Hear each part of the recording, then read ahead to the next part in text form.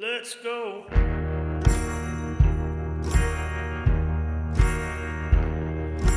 Come on in, let's go to where the pictures show, where the hero wins and the monster grins, and everybody knows that face up in those bright projector lights.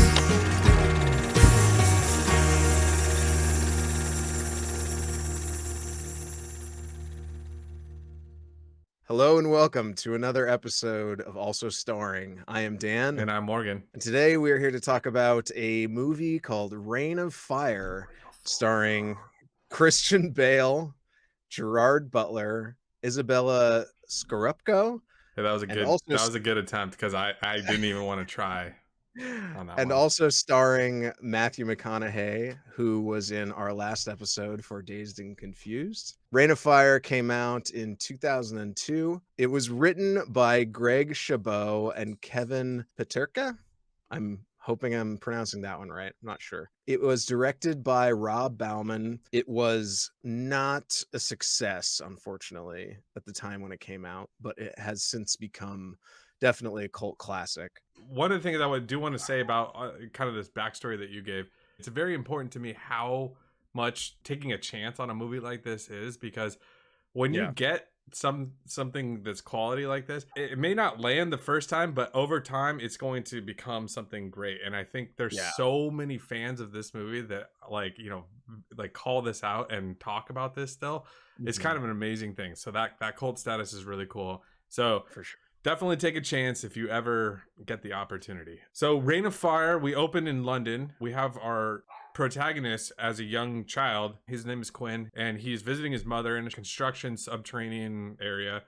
And they're drilling into some kind of tunnel, and Quinn's exploring inside of the tunnel. When he goes into the tunnel, he puts his hand up on what he thinks is like a rock, and he's like, oh, this is cool. Then the rock starts moving, and it becomes a fire-breathing dragon. And that's where we kick off. So as soon as the dragon awakens, we immediately learn as the audience that these dragons are not friendly, and it starts, being aggressive. And then he takes off running. He gets to his mother and he's like, Mom, there's something in this tunnel. We got to get out of here. As they start running, a huge fireball starts engulfing the entire cavern that they're in. As they run up the elevator, the dragon appears and starts chasing them up the shaft as they're trying to get to safety. The dragon does something to the elevator, crushes it, or does something. It's hard to kind of tell. And then his mother dies in front of his eyes. So then we fast forward 18 years to the year 2020, everyone's favorite year. And we are in the post-apocalyptic world that this movie predicted. The last bastion of humanity is holed up inside of a castle outside of London. And we have basically people starving to death, and they're not really sure, what the next day is going to bring. But they figure the dragons that have now taken over the entire planet are going to die out eventually. So this group of survivors that we meet is led by Quinn, who is the little boy from the opening sequence. And he's sort of adopted this mentality, like you said, of just kind of dig in and try to survive. His second in command, we got to mention, is Gerard Butler, A pre-300 Gerard Butler. Yeah, it's like not even the same guy that we all know. He's like so bubbly and like young and stuff. Yeah, he has a little bit of a little bit of He's growing got a up little to do. baby fat. Yeah. Yeah, he's not the hard badass that he's in every single No, movie since then, not where at all. he's But consistently saving the president or what have you. yeah, they've got this garden where they're growing crops each year, but it's like every year it's getting worse and worse, and Folks are getting antsy. they're starving. Yeah, I guess folks are getting antsy. We get to see like a dragon attack. It attacks some people who are trying to pick some of the crops. Possibly my favorite scene of this Star Wars movie, scene. the Star Wars scene. Every time I think about this movie, it's the first thing that comes to mind. I had forgotten about that until I rewatched it for this. I think it goes so far in winning the audience over because it's like clever and it's cute and Yeah. it's like relatable. It's Gerard Butler and Christian Bale, and this is like in the one of the first scenes of the movie, when they're just setting up this castle and introducing you to these characters, and they're introducing the fact that they have all these kids there. and it's like the nighttime story time or whatever, and Gerard Butler and Christian Bale are basically acting out the Empire Strikes Back scene where Darth Vader cuts off Luke's hand and reveals that he's his father. It's great because like they're doing it in these like shitty costumes that they've cobbled together, and and when they do the "I am your father" line, the camera goes to the kids, and all the kids are just like, it's so perfectly timed and everything. And then one of the kids asks Christian Bale's like, "Did you write that, or did you come up with that?" He's like, "Of course I did." Yeah. It's just it's one of those moments. It's like I watched this with a couple of friends who had never seen it, and they agreed. They were like, "Yeah, that was like the scene where I was like, okay, I'm in." It's Like, the humanity, right? Like yeah, it's the connecting the bridge. Yeah, it was super smart to write that in for sure. yeah. And then I think the next major plot point is we're introduced to this battalion of American dragon slayers who are like these ex-military guys driving tanks through the English countryside up to this castle. So these dragon slayers roll up, and they're led by this guy Denton Van Zandt, portrayed by Matthew McConaughey in like the most riotously scene chewing performance. Like he's so larger than life. It's spectacular and hilarious. He has this attitude of like, we're gonna kill the dragons and we're gonna like assert our dominance as the top species once again, which is then you've got the two opposing ideologies between Van Zandt and Quinn about whether to fight or whether to just like keep your head down and try to outlast the dragons. It's a little And bit like that becomes the major conflict between like the human characters. so they let him Yeah. in, and as he's Yeah. letting him in, his lieutenant comes running up to him. He's like, "What are you doing? Why are you letting these insane people in?" I mean, you can see in our backgrounds we have some really good shots Yeah. of what they look like, and this guy's like jacked, and he's riding a Abrams tank, and he's like, let me into your place, and Bale's basically Chewing like a cigar sure. butt. Yeah, he's got a One the of those- small cigar. Little nod to Arnold Schwarzenegger, and Yeah. he's definitely pumped, right? I Like, mean, he's like, that's funny you mentioned Schwarzenegger, because I was thinking about like, how do I describe Van Sant, and I thought of Schwarzenegger because I was like, for he's sure, yeah, practically that ripped. yeah. I Like mean, in he's this like movie. huge. Christian Bale is known for playing these like crazy characters, and Sure. he's kind of the straight man in this to McConaughey's like madman. Very which is, much so. I saw this movie back in like 2002 in the theater when it came out. I was like not expecting to like it as much as I did, and I just remember being like, this is like really good. This is like way better than it has any right to be. But one of the things that I remember, like all these years since, whenever I try to sell it to people, I'm always like, it's the most insane Matthew McConaughey performance you will ever see. Like that alone is like worth the price of admission. You couldn't get those three guys in a movie, period. Now, I don't think, unless you No. had like astronomical budget, or it was like a Christopher Nolan movie or something like that. Yeah. Well, the original budget for this was 300 million. Yeah. And then it And dropped they're down to like let's give 60 you million. 60. Yeah, okay. that's a shame. Yeah, let's dive into this, because we have a little bit like of a special treat for all of our viewers and listeners. And when we say we, Dan, actually. Sure. No, you get I all was the credit on this. This is a kind of a cool thing that you did. So please take credit for this.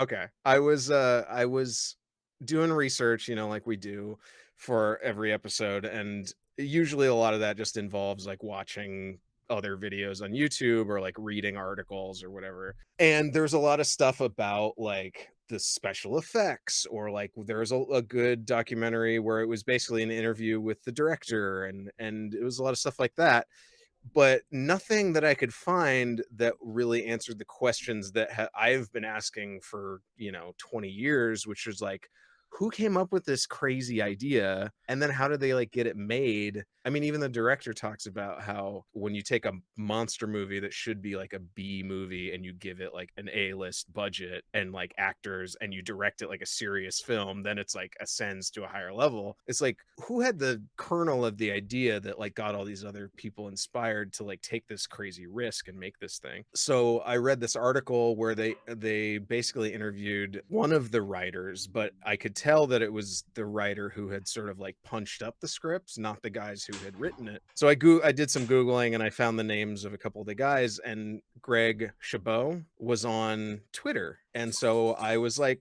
I'm going to tweet at the guy. Like, I was just going to see like, hey, can I ask you some questions about this? Like, I've been wondering for like years and years. And he said sure, and he sent me like an email just kind of outlining some of the backstory of how he and his writing partner Really cool. met. Yeah, that was awesome. Thank you, Greg. Thank you, Greg. And then he was like, if you have any follow-up questions, let me know. So I like wrote this email, sent it off to him. He sent me this amazing email back, which I'm probably just going to read some things verbatim. I hope that's okay with him. But it was really, really very sweet. And we were both just like, this is awesome. Yeah. I was like, cool. Yeah, we've got some cool things to add that maybe aren't that well known. Like he told us like right off the bat, because he watched our episode of Last of the Mohicans. Yeah. And he was like, yeah, we actually wrote Quinn, who was played by Christian Bale in the movie, with Daniel Day-Lewis in mind. Because they love the soundtrack so much, and they were listening to it when they were writing this, and we were like, yeah, because the soundtrack for Last of the Mohicans is super awesome. And if you haven't watched that episode where we gush over the soundtrack, let me gush a little bit more right now. Go listen to that soundtrack; it's fantastic. Yeah, we went off about that soundtrack because it's amazing. And so so the fact that he's like, I mean, I knew we were right. Yeah. I asked him. Actually, no, it was a question that you had. Was like, was Van Zandt always written as this character, or did McConaughey kind of like turn him into it? And he said no. He was always written to be that guy. He says, I think Denton Van Zandt, an American, almost an exaggerated cartoon character. Shoulders as broad as the smile that's cocked to one side of his face. He's as subtle as Mount Rushmore. What's left of it? It's like so like awesome. That's great. Yeah. So that was like where they were thinking of with Van Zandt, and McConaughey definitely completely embodied what like everything that they wanted for it. So that's cool. But yeah, he talked a bit about what you mentioned before about the budget changing from like 300 million. What he said was, and this is like all roads lead to Jurassic Park again.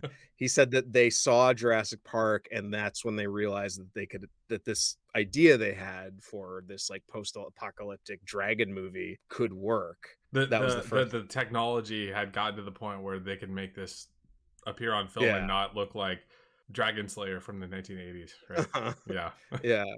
So but go back to your kernel that you were looking for, because that's, I think, was the most like awesome thing, is like, where did this idea come from?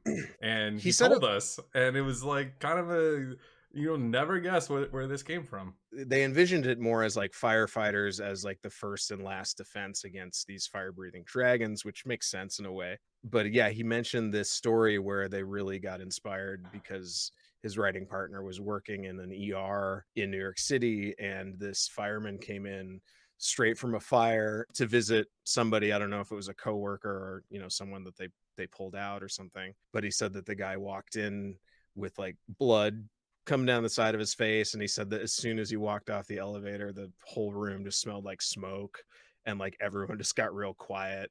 And it was like this sort of like reverence that they felt. It's a cool little story that he told, just kind of those never would have guessed that this dragon movie came out of that. So it just, the firefighter motif went away. There's like a little bit of that still in there, but you definitely don't get the like fireman motif. He did mention that there were many rewrites, and I think with a movie that's like this, the scale at which they approached the original idea with was so big, like we mentioned, the budget needed to be 300 million, that it was kind of like, we got to pare this down like a lot. Now I'm trying, there was a movie that I was like, it reminds me of this, but now I can't think of it. It's got Alien 3 vibes all over it too. Yeah, that's what I was gonna say. I was gonna say, this is the movie that Alien 3 should have been. It has the same vibes. I'm so glad. I never would have remembered that. I'm so glad you brought that up. Yeah.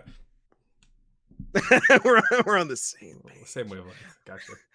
I would say objectively this is a better movie than Alien 3, even though Alien 3 I have a soft spot for, but like this one Do you pulls think it off. if Fincher got to do what he wanted to do, it probably would have ended up more like this?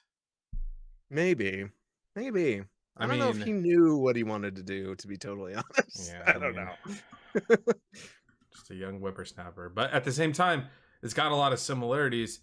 But the director also kind of revered by the cast, because even though this is 2002 and CGI was already a thing, it wasn't like that much of a thing to where everybody could have, just said, okay, you can put me wherever you want as long as I don't look stupid or whatever, right? But they gave him a lot of leeway to say, okay, just run over this hill and start screaming like a maniac, and then we'll make it look really cool. And he did a really good job. After Quinn helps Van Zant kill the initial dragon, they have kind of a party, and they're like, wow, we actually took a dragon out. They play some Jimi Hendrix, and they're really happy.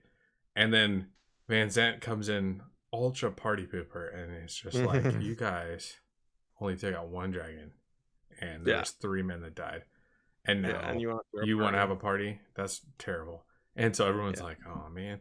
So he's like, yeah, now we need to have volunteers from your people to come with me on this mission to go kill Mega Dragon. And they're like, which nah, Quinn we're is not gonna not do down. that. And then Quinn's not down with. a few people are like, okay, we're gonna do it. And it pisses Quinn off because he's like, we only got a couple years left. These things are dying out. They're going to go away. They don't have anything else to burn. We're just going to hide here until they're done doing whatever they're doing. And he can't reconcile the fact that this plan that he's been enacting for 18 years is now going to be circumvented by this guy. In order to do something crazy like go kill the main dragon.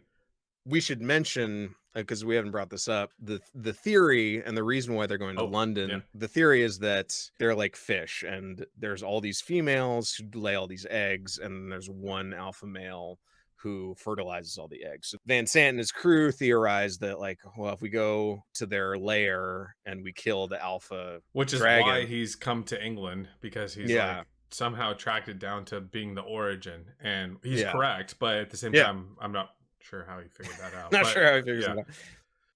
But what ends up happening is he leaves, brings his caravan out there, gets attacked.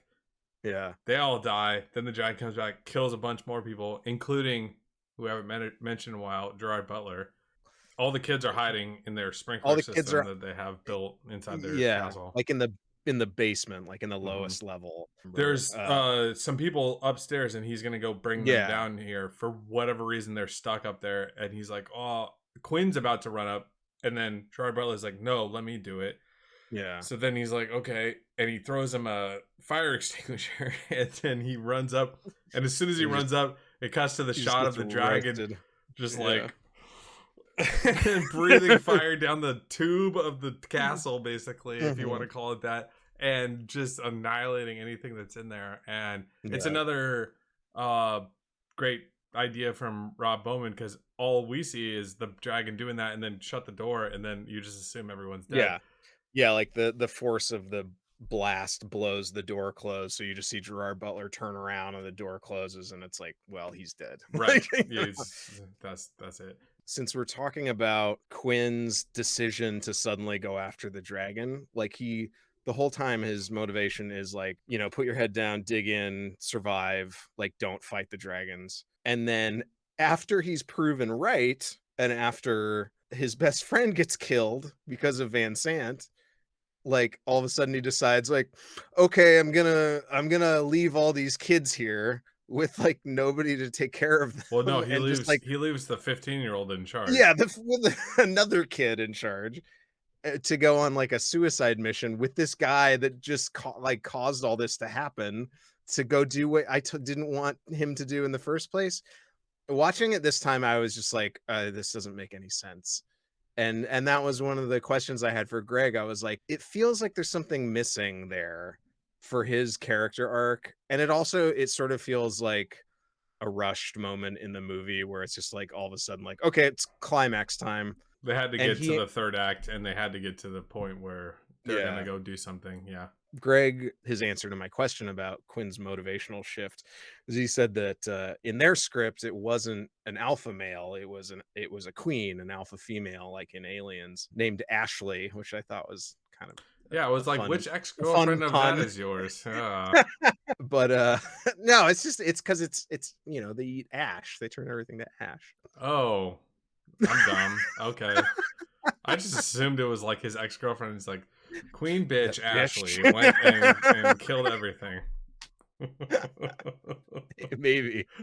But so he talks about how in their script, and he says he has no idea why they changed it to a male. I'm guessing maybe because so it would be a little bit less similar to Aliens, but the queen dragon lays all these eggs in the Thames River, and Quinn's helicopter ends up crashing in the river, and they're like stuck underwater, just surrounded by these eggs, and they see the queen dragon coming through, searching for eggs of queens and eating them. This realization that he has is of like, we're never going to outlast this, like they're going to just keep reproducing, and like realizing that his plan to dig in and survive just isn't going to work. And I thought, okay, that does make sense, and that's a shame that there's not really anything like that in the movie version. There is a scene where he goes to the dragon that they killed and he pulls out an egg and looks at it, but like it's not as impactful. It doesn't have that same like It's hard sort to of connect those internal dots. realization. Yeah.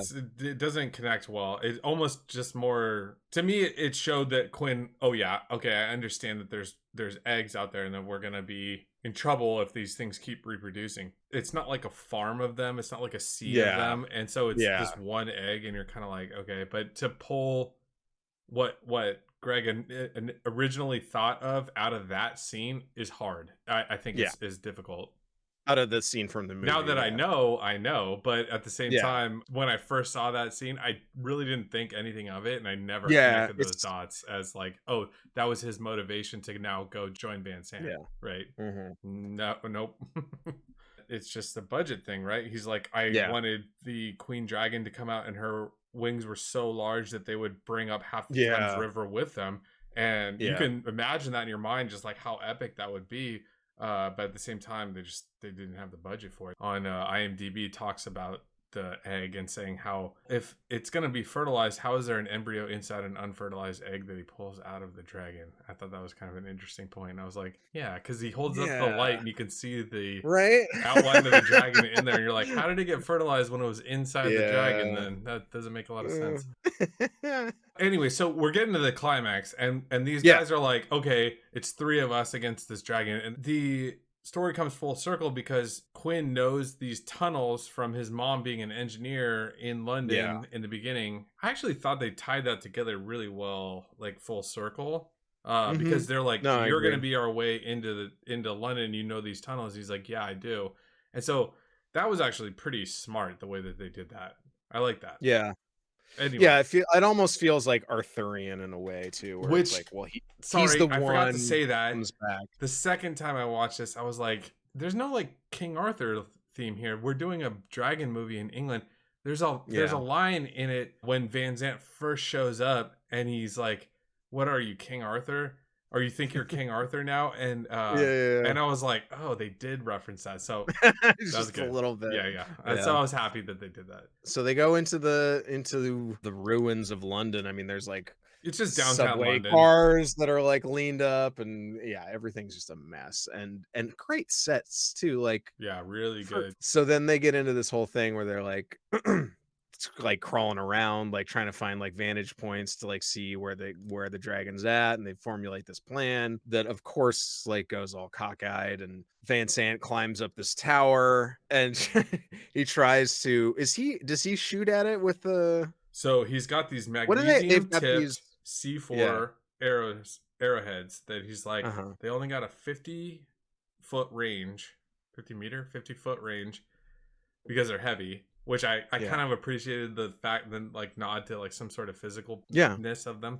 Anyway, these things are supposed to be like hugely explosive, and so he's like, if we can shoot one of these things before it breathes fire at us, we can blow its Yeah. head off. And he's like, okay, here are some arrows. McConaughey climbs up this tower at the top, and then he shoots one of his arrows at the dragon, and the dragon kind of dodges it as he's breathing the fire, so it doesn't work. So he's just like, fuck it at this point, and pulls this big ass axe out that he has right here, and just jumps off the building. And it's the Rob Zombie trailer, right? Do you know what I mean by that? You know the song "More Human Than Human," right? Okay, yeah. So can you imagine him jumping this off while this like a guitar riff is going off? Like that's what goes through my mind when I see this scene. Is like it's and he's like, yeah. I mean, that's what goes through my mind. I think that he knew that the dragon was going to get him regardless. Like, he wasn't going to be able to get away. He had one fucking arrow. He shot it, and it didn't work. And he's like, do I really want to go talk to Bale about what we're going to do next? Like, this sucks. Like, there's like 7 people left, and I got to go tell him that my next plan failed after my 4 other plans failed. Like... that's it for him, right? That's it. That's a good point. I mean, that's it. Yeah. Yeah, he's come all the way to London now. He's on top of this like he flew tower all the way to London. He fought the dragon. He killed the dragon. He drove the convoy, got all his men killed, had to talk to Bale, had to talk to Bale. This doesn't work. What the fuck? Yeah, he misses with the arrow, and he's just like, I'd rather be eaten by this fucking thing than talk to that guy about what we're gonna do next. So the dragon lands and then is kind of running around on the ground. Now we have our 2 heroes on the ground, and they're faced with this dragon, and he's the biggest, baddest MF around, and they're like, okay, what are we gonna do? We get Alex. She like runs across in a strafe action with her machine gun to get the attention of the dragon. She's trying to protect Christian Bale. He gets reunited with his weapon, and then things go down as you'd expect. The dragon's about to breathe fire and shoots him in the mouth, and then he like chokes on it a little bit, and then it explodes. It's pretty good. The finale is like satisfying, and then it kind of just glosses over, and they're like, now they're married or something like that, and the movie's over. And it's like, we haven't seen dragons for 3 months, and the French want to speak to you or something like that, and it's like, the movie's over. But you didn't really need anything. You didn't need anything more than that. I wasn't like waiting for them to be like, I love you or whatever. When McConaughey and Bale are fighting with each other at the beginning, they get into a fist fight, and in the behind the scenes, apparently McConaughey headbutts Bale, and he actually headbutted him. Yeah, and they just were like so method. They were like, "I'm just gonna take it, and like I don't want to do this like over and over again." So he just I'm not gonna like mess up the shot. Yeah, so he just took it, and then when I watched it again, I was like, "Oh shit, that is brutal ass headbutt!" Like, look at that bald ass head right there. That's like all scarred up and gnarly. It looks pretty hardcore. He definitely hardcore. Like Christian Bale's head like snaps back. Yeah. Like, oh. Yeah. Anyway, so they're that's funny because it reminds me of Bale talking about doing fight stunts on Dark Knight Rises, and how he's like saying in interviews, he's like, yeah, like the funny thing is like the punches, they look actually like a lot more realistic when they're like far away than they do when it's like you're actually hitting each other. I'm like, you just don't want to get headbutted again.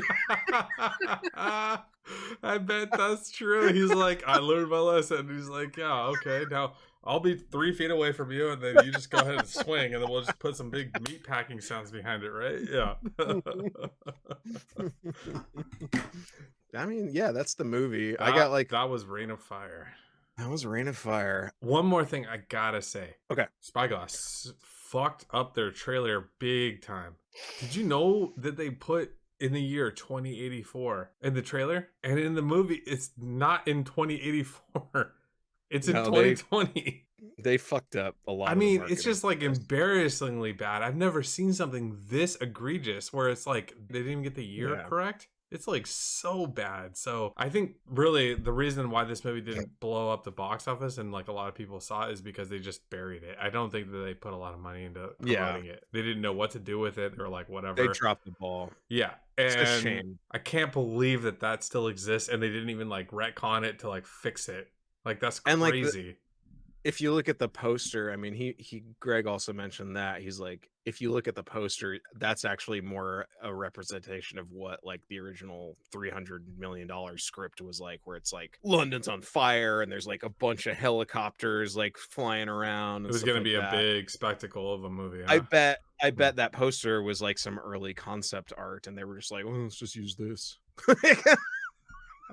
Let's give it to Steve down the hall, and he'll just do Yeah. whatever. Yeah. Okay. That's I mean, it seems like the marketing was, yeah, they dropped the ball on this one, which sucks. Yeah. Yeah, he said, I asked him like, how was it sort of like watching the marketing kind of drop the ball, and like the movie didn't, do so well coming out, but then it garnered this cult following like over the years. And he said, it's been so satisfying to discover that the movie has a loyal cult following. Rain of Fire fans are the best. I'm so thankful for them. Their continued passion for the movie is nitrous for my soul.